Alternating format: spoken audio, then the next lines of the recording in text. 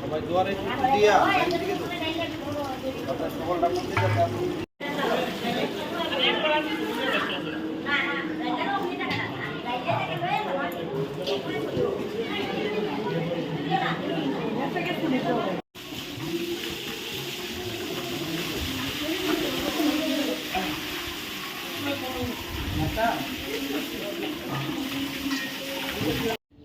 আজ কমলাসাগর কসবেশ্বরী মায়ের মন্দিরে দীর্ঘদিন ধরে বৃষ্টি হয় না, এই জন্য আমরা মায়ের মন্দিরে এলাকার মায়েরা, বোনেরা, ভাইয়েরা, শিশুরা মিলে মায়ের মন্দিরে আমরা কমলা দিঘি থেকে জল এনে মায়ের মন্দির শ্রীমার চরণে ঢালছি এবং মায়ের মন্দির চারিদিকে জল দিয়ে ঢেলে ধুয়ে দেওয়া হচ্ছে, কারণ দীর্ঘদিন ধরে বৃষ্টি হচ্ছে না।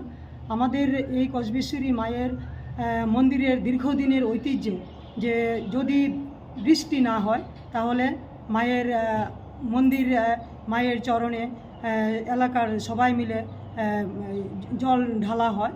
তো এই আমাদের বিশ্বাস কসবেশ্বরী মায়ের আশীর্বাদে দীর্ঘদিন যে বৃষ্টি হয় না, এই বৃষ্টি হবে। তো আমরা সনাতন হিন্দু ধর্মে আমরা বিশ্বাসী, আমরা মায়ের পূজা করি এবং গাছপালার পূজা করি।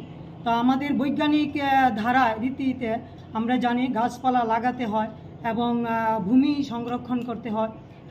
এই যে মৃত্তিকা মাটি, এই মাতৃভূমিকে সংরক্ষণ করতে হয়, পূজা করতে হয়, মান্যতা দিতে হয়। তো আমাদের এই বিশ্বাস বা আমরা এই আজ বর্তমানে যেই দীর্ঘদিন ধরে বৃষ্টি হচ্ছে না, এটা প্রকৃতি রুষ্ট হচ্ছে।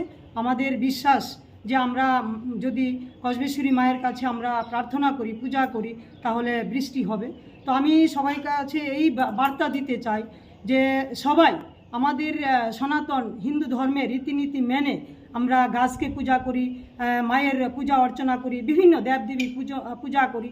আমাদের সনাতন, আমাদের প্রত্যেকটা ভারতবাসীর যেন বিশ্বাস থাকে যে আমাদের ভারতবাসীর সনাতন কৃষ্টি কালচারে যেন আমরা বিশ্বাস রেখে আগামী দিন চলি। এবং আজ আমাদের যে কসবেশ্বরী মায়ের মন্দিরে আমরা জল ঢালছি কমলা দিঘি থেকে, মায়েরা, বোনেরা, ভাইয়েরা সবাই মিলে, এটা আমরা আমাদের বিশ্বাস কসবেশ্বরী মায়ের আশীর্বাদে অতি শীঘ্র বৃষ্টি হবে।